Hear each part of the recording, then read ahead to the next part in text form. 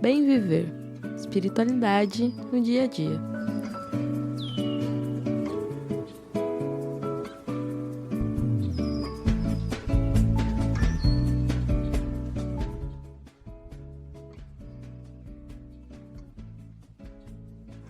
Oi, eu sou a Lulu e esse é o Bem Viver, o podcast devocional do Novas Narrativas Evangélicas. Esse episódio não é isolado acusticamente, porque eu tô gravando ao ar livre, em Búzios, no meu praticamente pós-férias. Eu tirei um tempo pra descansar nos últimos dias, viajei, fiz minha primeira viagem internacional e queria compartilhar algumas reflexões que eu tive nesse tempo com vocês, assim.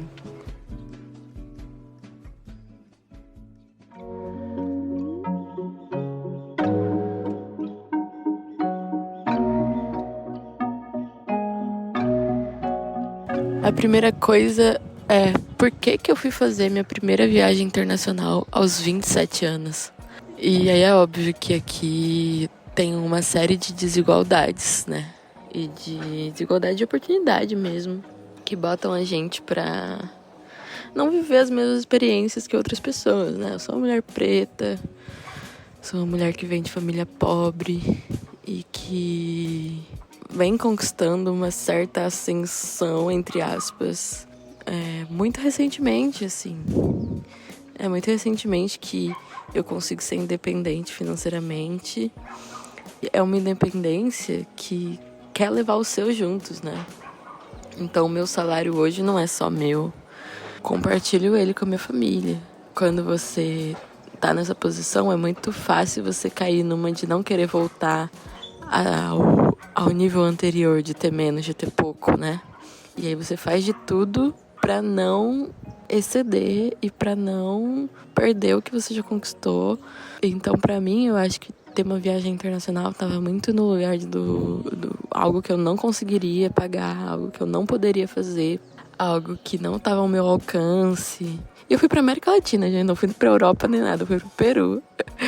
Mas é isso, foi importante pra mim, pra entender que eu também posso, sabe? Pra entender que algumas coisas estão sim ao nosso alcance. E às vezes não é nem só sobre dinheiro, é sobre perspectiva, é sobre autoestima, é sobre você acreditar que dá, acreditar que planejando direitinho vai dar certo, sabe? Você não precisa se negar coisas porque você acha que não pode, só porque você acha que não pode, sabe? Enfim, fiquei pensando também sobre a necessidade de tirar férias. Não foram férias longas, eu tirei 10 dias de descanso, assim. E foram férias mais ou menos de descanso, porque eu fui pra um lugar que tinha que subir muita escada, tinha trilha, tinha coisa, tinha pouco oxigênio, né? Porque eu tava a muitos metros de altitude, de altura. Mas foi muito bom, assim, descansar a cabeça. Eu acho que o negócio do descanso não é nem sobre você ficar fazendo nada, você ficar na praia, num resort, parada. Mas o negócio do descanso é sobre você deslocar a sua mente pra um lugar de paz. Deslocar sua mente para um espaço que você não vai pensar em trabalho, que você não vai pensar nos problemas. E é muito difícil fazer isso, é muito difícil fazer isso. E é muito difícil fazer isso quando você tá num estágio que você precisa resolver coisas, você tem muitos problemas, você tem muitas demandas de trabalho. E eu sou assim. Eu tenho, na prática, 2 empregos, mas na teoria 2 empregos, mas na prática sempre surge mais coisa que eu preciso fazer e resolver. Tem casa, tem família, tem relacionamento, tem amizade, tem corpo, sabe? Tem muita demanda pra gente no dia a dia. Então como é que a gente organiza isso, né? Nossa vida social, profissional, pessoal, igreja. E aí fiquei pensando que pra gente organizar isso, a gente precisa descansar. Precisa descansar muito. Precisa muito descansar. E eu não tô falando que você vai imediatamente tirar 10 dias de férias. Eu recomendo que você faça isso, que planeje suas férias. Ou se você não tem direito a férias, na prática, você planeje uma semana financeiramente, que você vai descansar mesmo sendo freelancer, mesmo sendo MEI, mesmo sendo PJ, enfim. Porque isso é importante para nossa produtividade, isso é importante para nossa criatividade, isso é importante pra gente bem viver, sabe? O direito ao descanso não é à toa que tá na Constituição. Não é à toa que o trabalhador tem direito a férias. Não é à toa que o próprio Deus, ao criar o mundo, no 7º dia, ele descansou. A teologia do descanso é muito importante pra gente. É muito importante pra gente. Quem me conhece sabe que eu sou muito contra trabalhar no domingo. Assim, isso é totalmente contra a minha religião e não é por causa da minha religião cristã, é por causa da minha religião do descanso. Eu aprendi muito isso com a minha mãe, assim, tipo...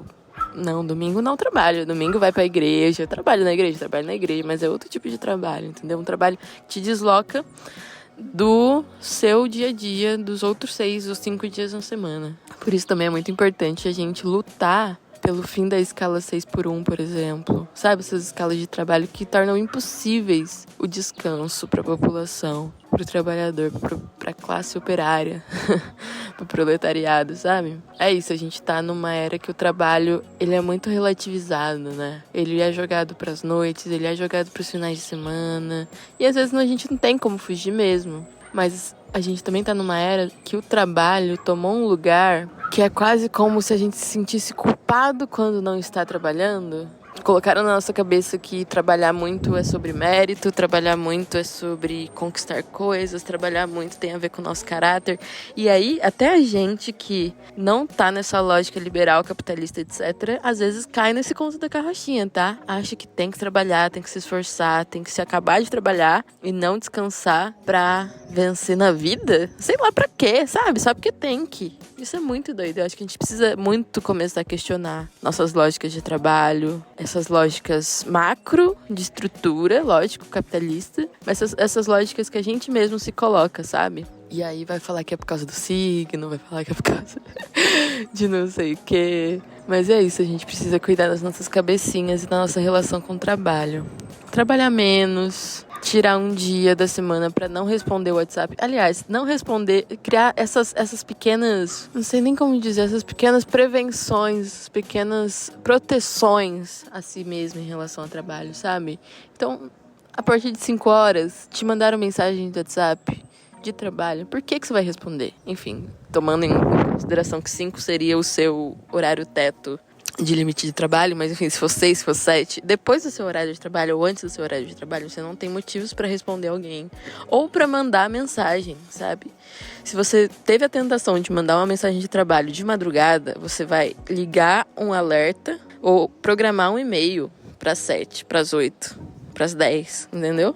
Ou ligar um despertador pra falar, ó, eu preciso falar sobre não sei o que com fulano. Entendeu? Eu acho que a gente precisa se proteger mais. Proteger nossos finais de semana. E se você não consegue fazer isso, que você pelo menos coloque na agenda os dias de descanso que você vai ter. Eu acho que eu já falei sobre isso aqui em outro episódio. Eu tô falando de novo porque é muito importante pra mim. Eu acho que é muito importante pra todo mundo.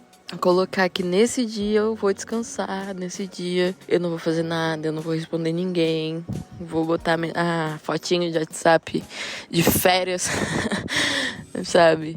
Aquela bem brega mesmo, pra todo mundo entender o seu nível de férias. E é isso, gente. A gente precisa considerar o descanso como parte da nossa rotina. Colocar você na rotina, eu já falei sobre isso aqui também. Mas isso é muito importante para nossa espiritualidade também. A gente não consegue se ligar ao espiritual se a gente tá totalmente imerso em trabalho, ou na gente mesmo, ou no problema dos outros, ou nos nossos problemas. A gente não consegue esse contato com Deus se a gente não tem um tempo para Deus trabalhar no nosso coração, na nossa mente. Então dá lugar para Deus trabalhar no vazio. Deus é muito bom nisso.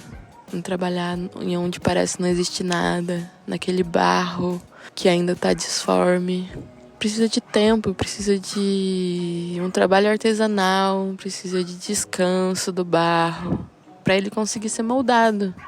Você vai ver que quando você descansa, também surgem ideias, também surgem sonhos, também surgem, sabe, a vontade de voltar a fazer e acontecer, a vontade criativa, a pulsão criativa. Então valoriza o seu descanso, valoriza seu tempo, valoriza os seus dias aqui na Terra, porque eles são poucos. Se eu puder dar uma sugestão bíblica nesse sentido, é para você ler o livro de Eclesiastes, que é o livro que fala muito sobre essa relação de trabalho, tempo, de conflitos, de guerra, de comida. Fala muito sobre muita coisa, mas que tem muita sabedoria ali sobre nossa necessidade de descansar e de aproveitar a vida. E aproveitar a vida não é acumular, aproveitar a vida é desfrutar.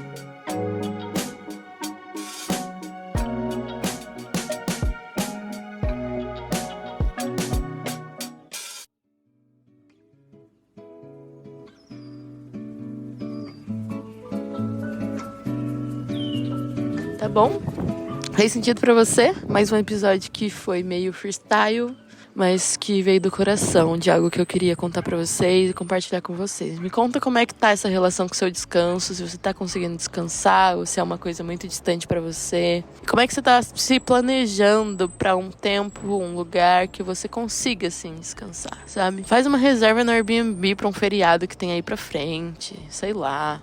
Se você reservar agora, quem sabe não tá mais barato, você pega uma promoção boa. Foi assim que eu vim pra Búzios, por exemplo. Tô de frente pro mar falando com vocês. E foi o melhor episódio que eu já gravei. Não sei se pra vocês, mas pra mim foi. Um beijo. E até a próxima.